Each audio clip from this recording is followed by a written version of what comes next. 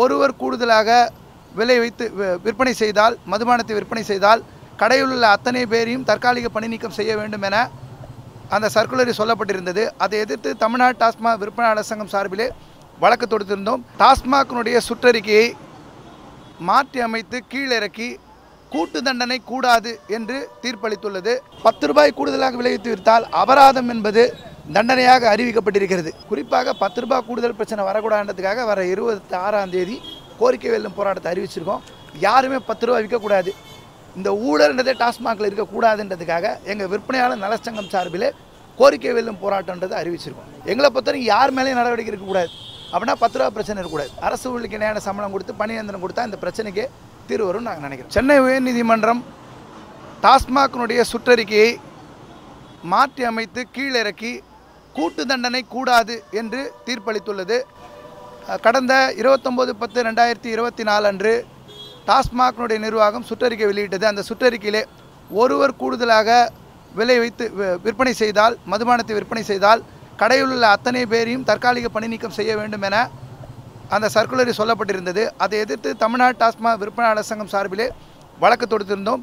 நேற்றைய தினம் தீர்ப்பு நகல் என்பது கிடைத்திருக்கிறது. இந்த உத்தரவிலே 10/12 குறிப்பாக சர்க்குலர் வைத்துக்கொண்டு, ஒரு சுற்றறிக்கையை வைத்துக்கொண்டு கூட்டு தண்டனை பொறுப்புக்கு உட்படுத்தக்கூடாது என சென்னை உயர்நீதிமன்றம் உத்தரவிட்டுள்ளது. அந்த விதத்திலே இந்த சர்க்குலருக்குண்டான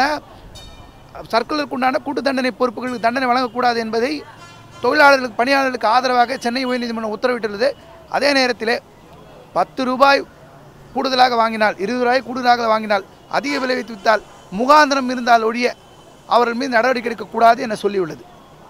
அந்த அடிப்படையிலே இந்த சர்க்குலர் என்பது சென்னை உயர்நீதிமன்றத்தால் உறுதி செய்யப்பட்டுள்ளது.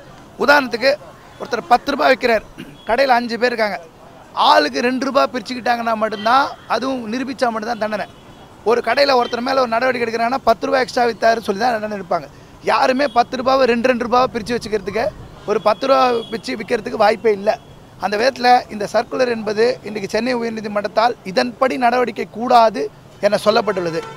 இந்த உத்தரவு என்பது பணியாளர்கள் சென்னை உயர்நீதிமன்ற உத்தரவை வரவேற்கிறோம்.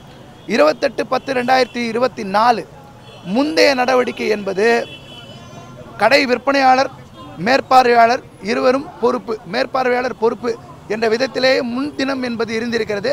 2019ஆம் தேதி விதிகள் என்பது உருவாக்கப்பட்டிருக்கு. அதில் 10 ரூபாய் கூடுதலாக விளைவித்து விற்றால் அபராதம் என்பது தண்டனையாக அறிவிக்கப்பட்டிருக்கிறது. இன்றைக்கு சென்னை உயர்நீதிமன்றத்தில் டாஸ்மாக் நிர்வாகம் இதுவரை 21 ஆண்டுகளாக மாதிரி நிலையாணைகள் என்பது, பணி விதிகள் என்பது இல்லாத ஒரு நிர்வாகம் என்று சொன்னால் டாஸ்மாக் நிர்வாகம். மார்ச் 2025க்குள் பணி விதிகளை உருவாக்குவோம் என உறுதியளித்திருக்கிறது. இந்த தீர்ப்பு என்பது சென்னை தமிழ்நாடு டாஸ்மாக் விற்பனையாளர் சங்கம் வரவேற்கிறோம். உடனடியாக நிர்வாகம் இந்த சர்க்குலரை ரத்து செய்ய வேண்டும் என, சென்னை உயர்நீதிமன்ற தீர்ப்பின்படி ரத்து செய்ய வேண்டும் என கேட்டுக்கொள்கிறோம். தெளிவான ஒரு பதில் தேவை. 10 ரூபாய் வாங்குறவங்க எல்லாரையும் சஸ்பெண்ட் செய்யப்படுது. அதை நீதிமன்றம் அதுக்கான முகாந்திரம் இருந்தால் மட்டும்தான் நடவடிக்கை எடுக்கணும்னு சொல்லுது. ஆனால் இப்போ அதன்படி நிறைய பேரை சஸ்பெண்ட் பண்ணி வச்சுருப்பாங்க, ஆல்ரெடி வந்த செய்தியை பொறுத்து. இப்போ அவங்கள எப்படி சேர்த்துக்குவாங்களா, இல்லை நீதிமன்றம் எப்படி கரெக்டாக கொடுத்துருக்கான்னு தெளிவான பதில் சொல்லுவாங்க. இப்போ அவங்க ஏற்கனவே கொடுத்துருக்க சஸ்பென்ஷன் எல்லாமே ஒரு கடையில் 10 ரூபா வச்சு விற்றவங்க சொல்லி கடையில் இருக்க மொத்த பேரையும் காலி பண்ணியிருக்காங்க, கடையை விட்டு வேலையை விட்டு எடுத்திருக்காங்க. அப்படி பண்ணக்கூடாது. நீ 10 ரூபான்றதுக்கு எல்லாருக்குமே 2 ரூபாய் ஷேர், 2 ரூபாய் யாருமே ஷேர் பிரிக்க மாட்டாங்க. நீங்கள் சொல்கிற 10 ரூபாய் குற்றச்சாட்டை வச்சாலும் 5 பேர் இருந்து அந்த ஒரு பாட்டிலுக்கு 10 ரூபாய் வச்சு 2 ரூபா பிரிக்க மாட்டாங்க. குற்றச்சாட்டு ஒரு நாளைக்கு 100 பாட்டில் எக்ஸ்ட்ரா விற்றாங்க, 200 பாட்டில் எக்ஸ்ட்ரா விற்றாங்க, சார்ஜ் இல்லை. ஒரு பாட்டில் 10 ரூபாய் 20 ரூபா எக்ஸ்ட்ரா வச்சு விற்றாங்க.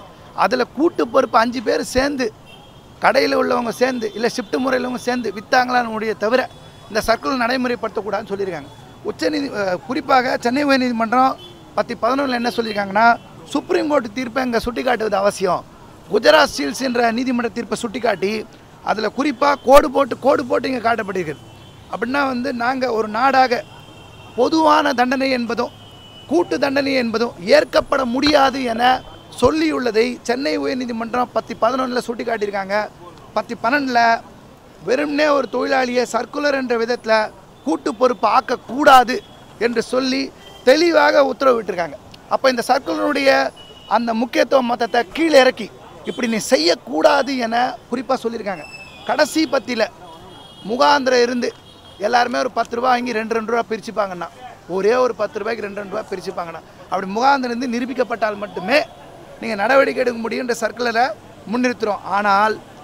ஆனால் கூட்டு தண்டனை ஒரு விதியாக நடைமுறையாக பண்ணக்கூடாதுன்னு சொல்லி தெளிவாக 10/16 சொல்லியிருக்காங்க. இப்போது இந்த தீர்ப்பு என்பது இன்றைக்கு இந்த தீர்ப்பின்படி தமிழ்நாட்டில் யாரெல்லாம் ஒரு கடையில் கூட்டு பொறுப்பாக்குறாங்களோ அத்தனை பேர் ரத்து பண்ணணும்.